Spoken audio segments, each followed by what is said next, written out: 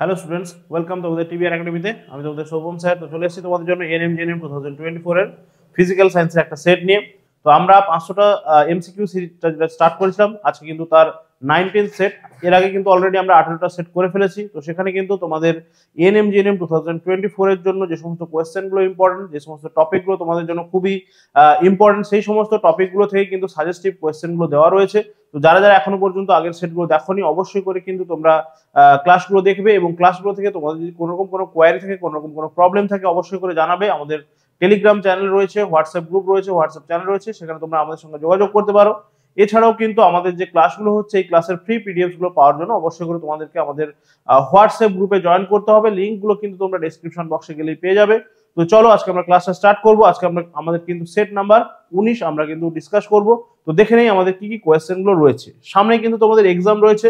তো সেক্ষেত্রে তোমাদের কিন্তু সেটগুলো খুব ভালোভাবে প্র্যাকটিস করতে হবে এবং কোয়েশ্চেনগুলো কিন্তু বারবার তোমাদেরকে রিভাইজ করতে হবে। তার কারণ এই কোয়েশ্চেনগুলোর মধ্যে থেকেই কিন্তু কোয়েশ্চেনগুলো তোমরা তোমাদের এক্সামে কমন পেয়ে যাবে। তো সেক্ষেত্রে ভালো করে কিন্তু তোমাদেরকে অবশ্যই করে প্র্যাকটিস করতে হবে এবং কোনো রকম কোনো কোয়ারি থাকলে আমরা রয়েছি তোমাদের জন্য। তো চলো ফার্স্ট কোয়েশ্চেন আমরা দেখে নেব কি বলছে। জলে অদ্রাব্য সমযোজী যৌগ কোনটি? তাহলে 271। দেখো আমরা কিন্তু অলরেডি 270টা কোয়েশ্চেন কিন্তু ডিসকাস করে ফেলেছি। তো সেক্ষেত্রে আজকে আমরা 271 থেকে স্টার্ট করছি। এইভাবে কিন্তু আমাদের 500টা যে এমসিকিউ সিরিজ আমরা স্টার্ট করেছি, এইভাবে কিন্তু চলতে থাকবে। তোমরা কিন্তু পরপর ক্লাসগুলো কিন্তু ফলো করতে থাকো।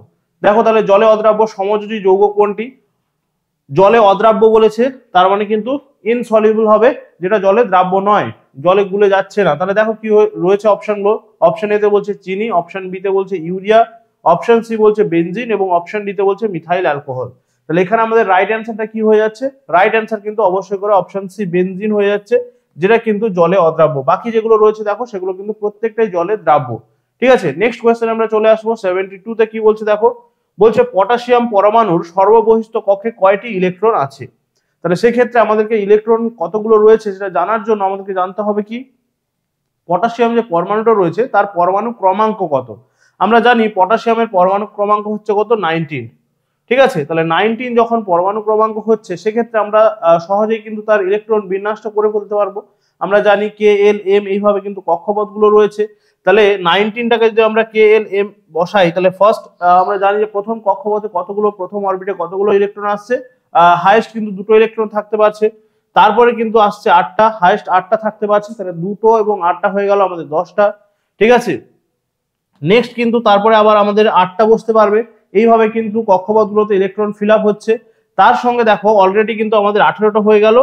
শেষ একদম যেটা সর্ববহিস্থ কক্ষপথ, সেখানে কিন্তু একটা ইলেকট্রন থাকতে পারছে। তাহলে এখানে আমাদেরকে বলছে যে সর্ববহিস্থ কক্ষপথ, যেটা একদম সবচেয়ে বাইরের কক্ষপথ, সেখানে কটা থাকতে পারছে। অবশ্যই করে এখানে দেখে নেবো আমাদের অপশনগুলো যেগুলো ছিল। দেখো 1টি, 2টি, 3টি এবং 5টি। তাহলে আমরা দেখতে পাচ্ছি যে সর্ববহিস্থ কক্ষপথে কিন্তু রয়েছে আমাদের একটি মাত্র ইলেকট্রন। তাহলে অপশন এ হয়ে গেল এখানে আমাদের কারেক্ট অ্যান্সার। নেক্সট কোয়েশ্চেন আমাদেরকে কি বলছে দেখো, 73 কি বলছে, দৈনন্দিন কাজে ব্যবহৃত হয় এমন একটি আয়নীয় যৌগ। তাহলে দৈনন্দিন আমরা ডেইলি লাইফ, আমাদের ডে টু ডে লাইফে আমরা যেগুলোকে ইউজ করছি, তাহলে দেখো অপশনগুলো দেখলেই তোমরা কিন্তু বুঝতে পারবে কি রয়েছে। দেখো NH4Cl, NaCl, CaCl2, PbNO3 এর হোল 2। তাহলে দেখো আমরা যেগুলো দেখতে পাচ্ছি যে নামগুলো দেওয়া রয়েছে আমাদের, NH4Cl বা অ্যামোনিয়াম ক্লোরাইড, ঠিক আছে, NaCl রয়েছে সোডিয়াম ক্লোরাইড, CaCl2 রয়েছে ক্যালসিয়াম ক্লোরাইড এবং PbNO3 রয়েছে লেড নাইট্রেট রয়েছে। রাইট অ্যান্সার কি হয়ে যাবে? আমরা জানি যে NaCl যেটা রয়েছে, এটা হচ্ছে কি, আমরা জানি যে টেবিল সল্ট। ঠিক আছে, NaCl যেটা আমরা খাদ্য লবণ, ঠিক আছে, সোডিয়াম ক্লোরাইড। তাহলে এটাই হয়ে যাচ্ছে আমাদের রাইট অ্যান্সার। আমাদের ডে টু ডে লাইফে আমরা এটা ইউজ করছি। নেক্সট কোয়েশ্চেন কি রয়েছে দেখো, 74 কি বলছে দেখো, একটি জারক দ্রব্য হলো, ঠিক আছে, একটি জারক দ্রব্যের উদাহরণ এখানে জানতে চেয়েছে। তাহলে রাইট অ্যান্সার কি হবে? অপশনগুলো দেখে নেই আমরা। অপশন এ বলছে Na, তার মানে হচ্ছে কি আমরা জানি যে সোডিয়াম। অপশন বি বলছে Cl2 ক্লোরিন, অপশন সি বলছে Ca, তার মানে ক্যালসিয়াম, এবং অপশন ডি তে বলছে আমাদের H2 হাইড্রোজেন। তাহলে রাইট অ্যান্সার এখানে কি হয়ে যাবে? আমাদেরকে জারক দ্রব্য, ঠিক আছে, জারক দ্রব্য এদের মধ্যে কোনটা হয়ে যাচ্ছে? আমরা জানি যে Cl2 বা ক্লোরিন, এ হচ্ছে একটা তীব্র জারক দ্রব্য। ঠিক আছে, অপশন বি হয়ে যাচ্ছে এখানে কিন্তু আমাদের রাইট অ্যান্সার। চলো তাহলে নেক্সট কোয়েশ্চেন কি রয়েছে আমরা দেখে নিই। কোয়েশ্চেন নাম্বার 275 কি বলছে দেখো, একটি বিজারক দ্রব্য। তাহলে অলরেডি আমরা জারক দ্রব্যের একটা এক্সাম্পল পেয়ে গেলাম। এখানে বলছে দেখো বিজারক দ্রব্য। তাহলে রাইট অ্যান্সার কি হবে? আমরা অপশনগুলো দেখে নেব। অপশনগুলো দেখলেই কিন্তু আমরা সহজে বুঝতে পেরে যাব কোনটা বিজারক দ্রব্য রয়েছে। বলছে দেখো F2, অপশন বি বলছে FeCl3, অপশন সি তে বলছে NH3 আর অপশন ডি তে বলছে KMnO4। তাহলে রাইট অ্যান্সার কি হয়ে যাচ্ছে? বিজারক দ্রব্য জানতে চেয়েছে আমাদেরকে। তাহলে আমরা দেখতেই পাচ্ছি যে অপশন সি তে রয়েছে NH3। NH3 হচ্ছে কি একটা বিজারক দ্রব্য, তাহলে রাইট অ্যান্সার কিন্তু অপশন সি হয়ে যাচ্ছে। NH3 অ্যামোনিয়া আমাদের হচ্ছে একটা বিজারক দ্রব্য। নেক্সট কি বলছে দেখো 276 এ কোন পদার্থটি জারক এবং বিজারক উভয় হিসেবেই কাজ করে? তাহলে আমরা জারক দ্রব্য দেখলাম, বিজারক দ্রব্য দেখলাম, এবারে আমাদেরকে জানতে চেয়েছে জারক বিজারক উভয় হিসেবেই কাজ করছে কোন দ্রব্যটা। ঠিক আছে, তাহলে অপশন দেওয়া রয়েছে দেখো, অপশন এ তে দিয়েছে O2, অপশন বি বলছে S সালফার, অপশন সি বলছে CuO, অপশন ডি তে বলছে H2O2। ঠিক আছে, তাহলে রাইট অ্যান্সার আমাদের কি হয়ে যাচ্ছে? জারক এবং বিজারক উভয় হিসেবেই কিন্তু আমাদের কিন্তু কাজ করছে। তাহলে রাইট অ্যান্সার আমাদের কিন্তু অপশন ডি হয়ে যাচ্ছে। ঠিক আছে, অপশন ডি H2O2 হয়ে যাচ্ছে কিন্তু আমাদের জানি পারক্সাইড, তাহলে H2O2 হয়ে যাচ্ছে কিন্তু আমাদের রাইট অ্যান্সার। 277 কি বলছে দেখো, জারণ বিজারণ ক্রিয়ায় জারক পদার্থের জারণ সংখ্যা, জারণ বিজারণ ক্রিয়াতে যখন হচ্ছে, জারণ বিজারণ ক্রিয়ার মধ্যে জারক পদার্থের জারণ সংখ্যা কি হচ্ছে? বলছে বৃদ্ধি পাচ্ছে, হ্রাস পাচ্ছে। অপশন সি তে বলছে অপরিবর্তিত থাকছে এবং অপশন ডি বলছে কোনোটাই নয়। তাহলে রাইট অ্যান্সার আমাদের কি হয়ে যাচ্ছে এখানে? আমরা দেখবো যে জারণ বিজারণ ক্রিয়াতে কি হচ্ছে না, জারক পদার্থের যে জারণ সংখ্যা সেটা কিন্তু অবশ্যই করে হ্রাস পাচ্ছে বা কমে যাচ্ছে। ঠিক আছে, নেক্সট কোয়েশ্চেন কি বলছে দেখো 278, খাদ্য সংরক্ষণের জন্য কোন জিনিসটি বহুল পরিমাণে ব্যবহৃত হয়? তার মানে কি আমরা দেখবো যে ফুড প্রিজার্ভেশনের জন্য কোনটা ব্যবহার করা হচ্ছে, খাদ্যকে অনেকদিন ধরে টিকিয়ে রাখার জন্য বা সেটাকে কিন্তু ঠিকঠাক ভাবে রাখার জন্য কোনটাকে আমরা ব্যবহার করছি। অপশন এ বলছে দেখো অ্যাসিটিক অ্যাসিড, অপশন বি বলছে বেনজোইক অ্যাসিড, অপশন সি বলছে টার্টারিক অ্যাসিড এবং অপশন ডি তে বলছে সোডিয়াম বাইকার্বনেট। তাহলে রাইট অ্যান্সার এখানে আমরা দেখে নেব কোনটা হচ্ছে। তাহলে অপশন এ যেটা রয়েছে দেখো অ্যাসিটিক অ্যাসিড, এটা কিন্তু ফুড প্রিজারভেটর হিসেবে ব্যবহার করা হচ্ছে। তাহলে অপশন এ হয়ে যাচ্ছে কিন্তু এখানে আমাদের রাইট অ্যান্সার। টার্টারিক অ্যাসিড আমরা জানি এটা একটা জৈব অ্যাসিড। টার্টারিক অ্যাসিড কোথায় থাকছে? আমাদের তেঁতুলের মধ্যে থাকছে টার্টারিক অ্যাসিড আমরা জানি। ওকে, নেক্সট কোয়েশ্চেন আমরা চলে আসবো। নেক্সট কোয়েশ্চেন কি রয়েছে আমাদের কাছে 279 কি বলছে, অক্সিজেন বিহীন জারক পদার্থের উদাহরণ হলো। তাহলে অক্সিজেন বিহীন জারক পদার্থ এখানে যেখানে দেখতে হবে আমাদেরকে অক্সিজেন কিন্তু নেই। তাহলে অপশনগুলো কি কি রয়েছে দেখো, H2S বলছে, অপশন বি তে বলছে SnCl2, অপশন সি বলছে AgCl2, অপশন ডি বলছে PH3। তাহলে রাইট অ্যান্সার কি বলছে এখানে? তাহলে আমাদেরকে দেখতে হবে দুটো কন্ডিশন রয়েছে, অক্সিজেন বিহীন এবং কিন্তু জারক পদার্থ, দুটো কিন্তু আমাদেরকে দেখতে হবে। তাহলে রাইট অ্যান্সারটা কি হয়ে যাচ্ছে দেখো HgCl2। ঠিক আছে, HgCl2, তাহলে HgCl2 হয়ে যাচ্ছে কিন্তু আমাদের অক্সিজেন বিহীন জারক পদার্থের একটা উদাহরণ। নেক্সট দেখো 280 আমাদেরকে কি বলছে, হাইড্রোজেন যুক্ত জারক পদার্থ হলো।